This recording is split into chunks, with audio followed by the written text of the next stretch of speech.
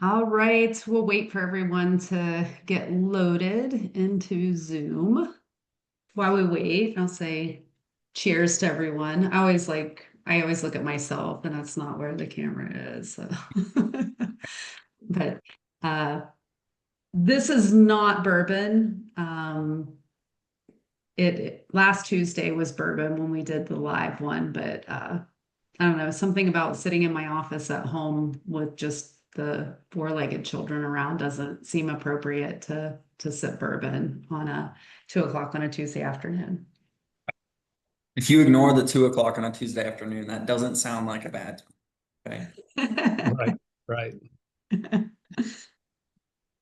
Yeah, we don't to have too much judgment cast, and then also coming off of conference, there was plenty of sipping cocktails, so go on There's the no wagon till partying. next Well, I heard conference. Maggie said no partying happened.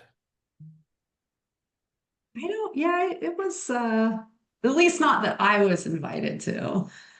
So I made sure that I was in bed by midnight each night. So it's awesome. All right, we will go ahead and get started. Welcome everyone to the SIP, a space where conversation fuels connection, collaboration drives innovation, and industry leaders come together to tackle challenges. Just like catching up over coffee, the SIP is all about meaningful discussion that moves us forward and provides impact in the industry. In TMC, we're committed to fostering that forward-thinking environment where our members thrive, grow, and make lasting impact. Today, we're here to share insights, real world case studies, and strategies that highlight the power of working together. And I want to say a big thank you to all of you for joining us. And also, today's show is proudly sponsored by Floify, a standout leader in point of sale, elevating your customer experience with cutting edge mortgage automation platform. We're joined by Jason Mapes, the head of sales at Floify, and a special guest, Ben Wedlund. That's right. God, I was like, I've known you for a while, and I was like, is it Wheeland or Wedland? But information security officer at local bank, and together they will share their insights from the front of the lines, lending innovation and digital transformation. So grab a coffee or a cocktail or an iced tea in a cocktail glass, and let's dive in. So welcome, gentlemen.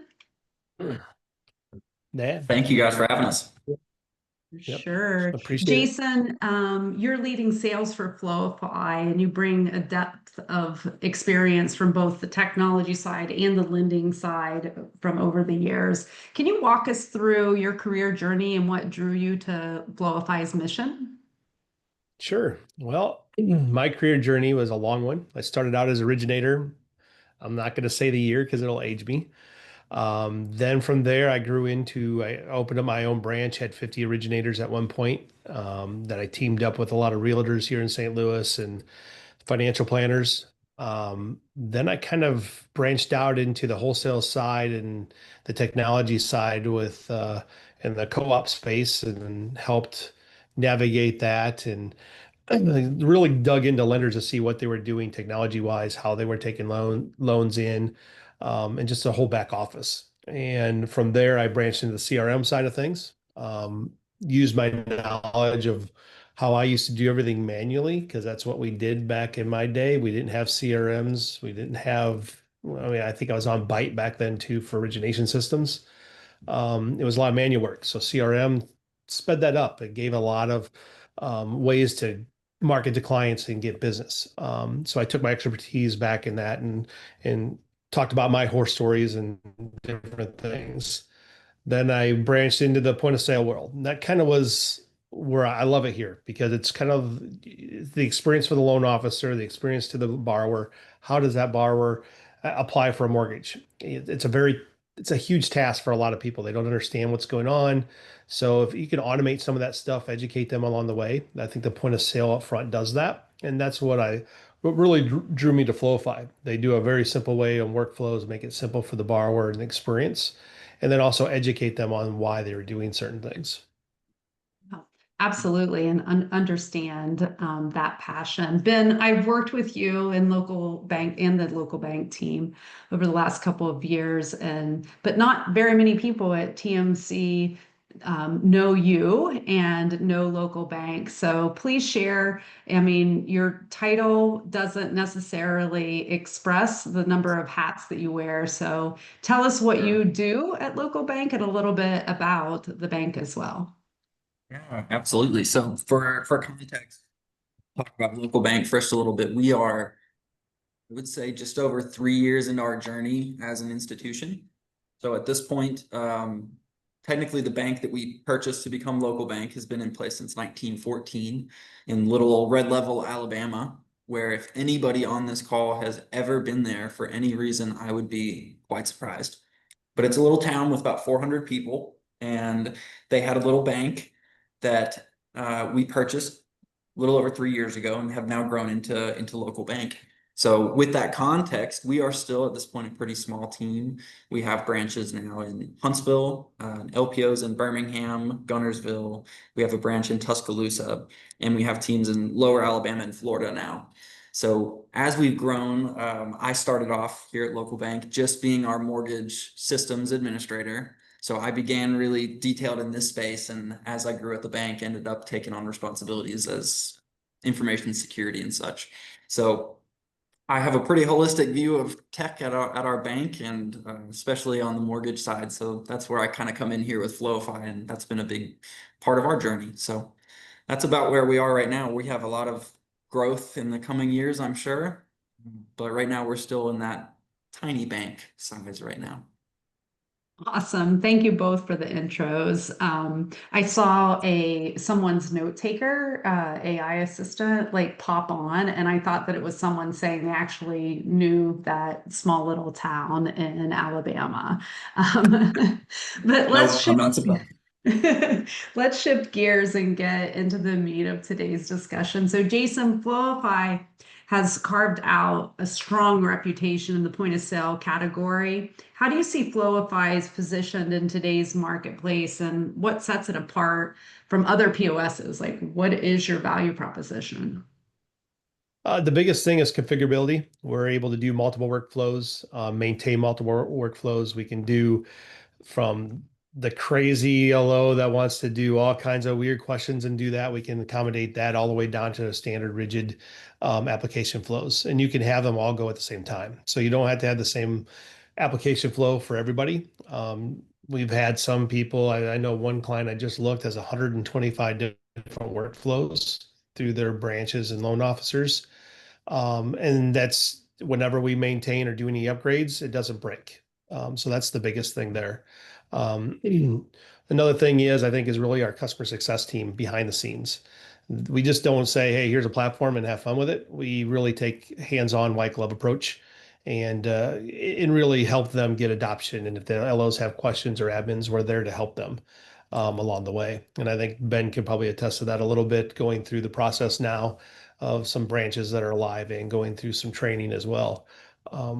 We definitely want to make sure that we're there to grow and be a true partner. Awesome. So you mentioned the company. If you have 100 plus workflows, that means that you have 100 loan officers, because a lot of times loan officers will have multiple workflows and you end up having a unique product for every single one of them. So very much understand that. And Ben, I think that that's where you, being a tiny bank, are at an advantage, is you have a little more ability to standardize your workflow.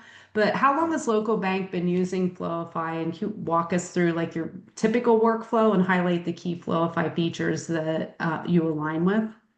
Yeah. So we rolled out Floify first at two of our locations, or two of our big teams, basically, and half of our teams remain on our prior POS to kind of help speed up that process and settle them in there.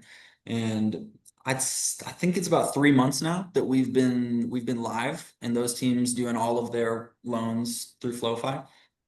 And it's been going great for them so far. Just compared to where we were, we had a lot of cumbersome issues, I would say. So where we're sitting today, I was just telling you guys beforehand, but for those not, the rest of my team is actually going live here this week. So we have a training call just after this, and then we'll be 100% in the game. But for the two teams that have been on there, it was a really quick startup and an engagement for them. I'd say the more proactive loan officers were digging into things maybe they didn't need to too early on, just because they could and because it was easy to find and understand. So as far as getting set up for that initial process, we were able to standardize a lot of things and roll it out relatively quickly for everyone. Yeah, we'll dive into features in just a minute that you're taking advantage of. But Jason, we've seen an industry push to front load the loan life cycle, before it even hits the LOS. So Floify seems to be ahead of the curve in that area. What capabilities and or partnerships does Floify offer for the pre-TRID application phase? Yeah, we've teamed up with multiple partners that do not only just the VOI, VOE upfront, the asset upfront, being able to pull credit automated wise, if they choose to do that. We really leave it up to the lender on how they want to do that. So they can do it upfront right at the beginning, get all the data, all the different documents, and that pushes right to the LOS right when they hit submit. Or they can do it task based, meaning that, hey, when it reaches a certain task, then they're going to ask for the VOI, VOE, or the VOA. And that solves some issues with people who are a little bit more cost sensitive on that, saves us some money on the ones that don't have to run that. But it's a very good tool to have when you can do it task based or upfront, depending on what the lender wants to do. They can even do it at the end as well. So they have control on when and how they're going to do that stuff. I see as AI takes a little bit more, and I know we'll probably dig deeper in that a little bit, that's going to come even more forefront of documents and how that's going to transpire up front, building those files in those cases fuller. And by the time it hits the LOS, all they're really doing is verifying and sending out their approvals. Yeah, yeah. Definitely a trend taking shape in the industry in which there needs to be more of that. And Ben, you've touched on a little bit, tech rollouts can be tricky and adoption challenges happen, relaunches happen, and it's a familiar story. How have you navigated through the change management with Floify so far, and with LOS, how it integrates with LOS? Like what percentage of your loans are going through Floify before they reach the LOS? And then in that, if you could talk about like your workflow, what features are you doing, verifications, credit pull, what all are you doing inside of Floify? That would be great. Yeah, absolutely. So it's a bit of not a straight line of an answer as I could give, but I say that in a positive way, because what Jason was just describing, how kind of each individual can have different workflows. That's not just on the front end application side, but starting there, we have different loan officers who they like to take a phone application still, and they would prefer to put in their own applications. So they can do that either into Encompass, we use Encompass directly, or into Floify directly themselves, and push that information to the borrower after the fact and ask for more, or send it directly into the loan into Encompass. But on the flip side of that, you can do a fully automated pathway where you're sending a link to your borrower, they're filling out their application, and after they've submitted it, you have your loan. And you can also even do your, automated document ordering and stuff like that. I say that to say that we have some teams that prefer that route and other teams that are choosing to, because they can stay more manual and put in their own applications, control when they're sending the borrower their access to the portals and stuff. Because they have that workflow, it was surprisingly not cumbersome upfront for them to have those two pathways. That was my concern, was that you kind of have to set one workflow for your teams, and everyone is either fully automated or not. But in this case, we were able day one to have them with both options and both rolling at the same time. So we had applications flowing from each angle without issue. So because they have some flexibility to kind of configure that themselves, we haven't really seen any issues with that up to now. So for our rollout experience, it was smooth. And a big part of that, Jason, I don't know if I can name drop it all, but we worked with Dominic Vaca on our side, I guess from the sales aspect, or our success manager, and he really was instrumental in helping me in particular. I got on many calls outside of scheduled ones with Dom to help me answer questions and feel comfortable about stuff before we really went live.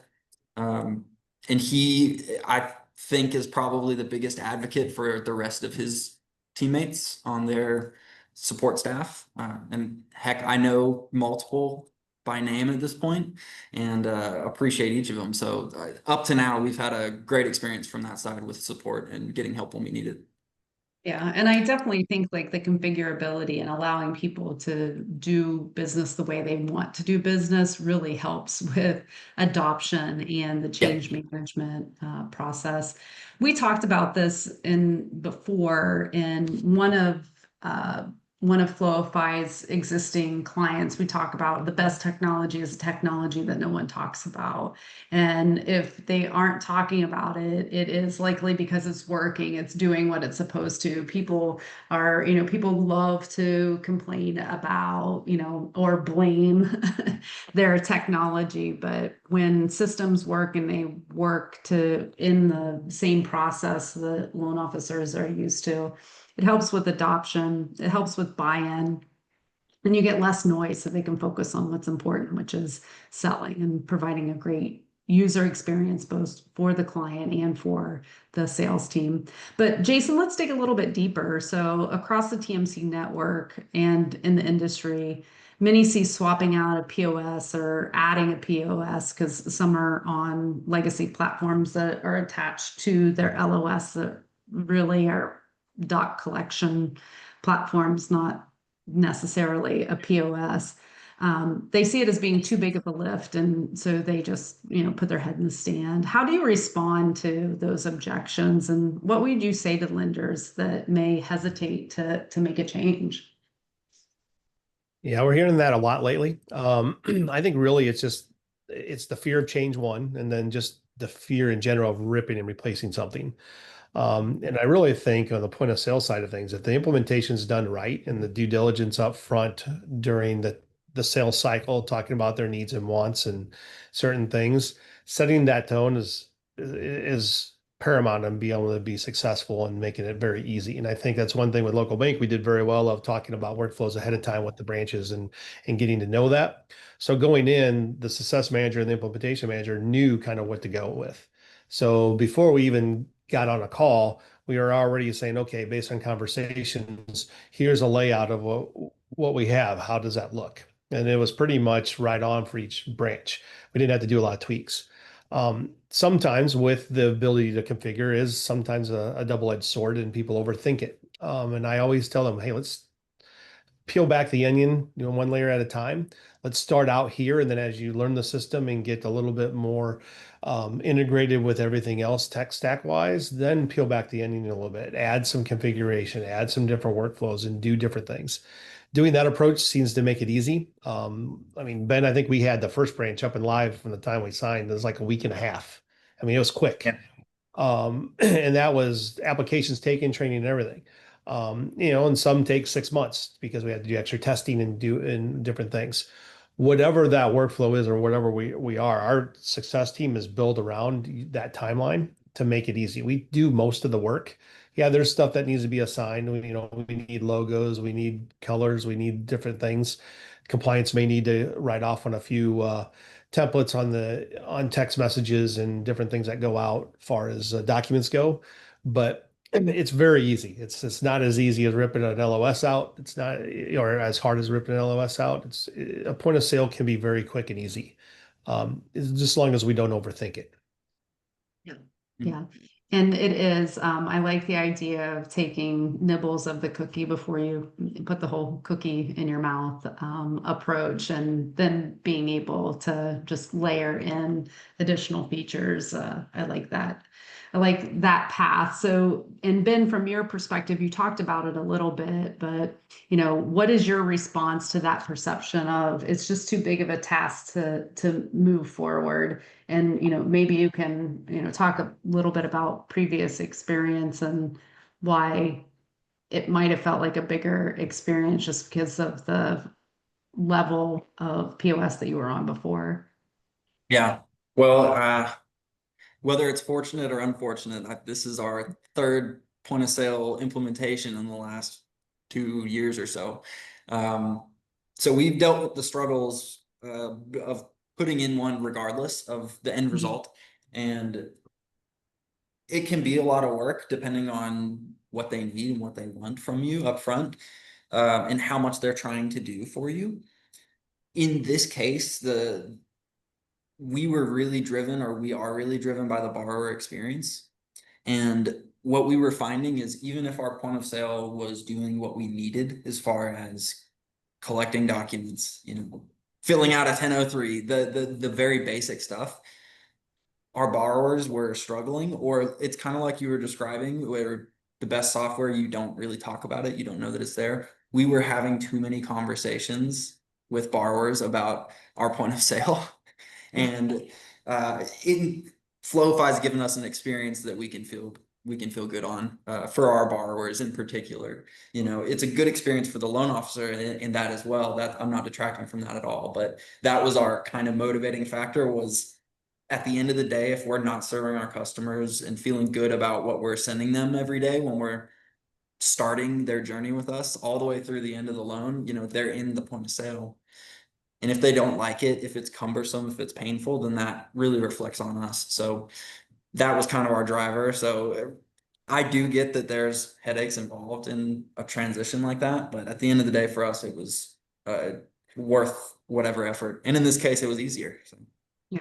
Yeah, it definitely is. It's risk reward that is shown there.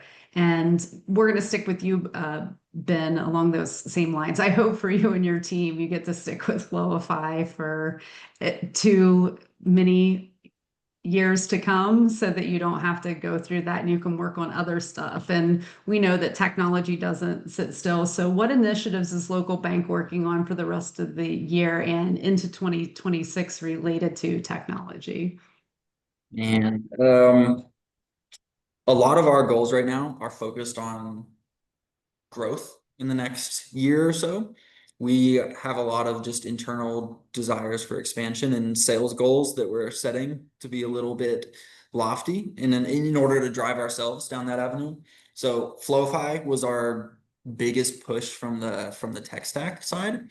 The other things that we're really looking at right now, we're hoping to improve a lot of our kind of internal processes and procedures around stuff. So from a tech side, I'm hoping we can find some good automation and things like that to assist us with some of the process.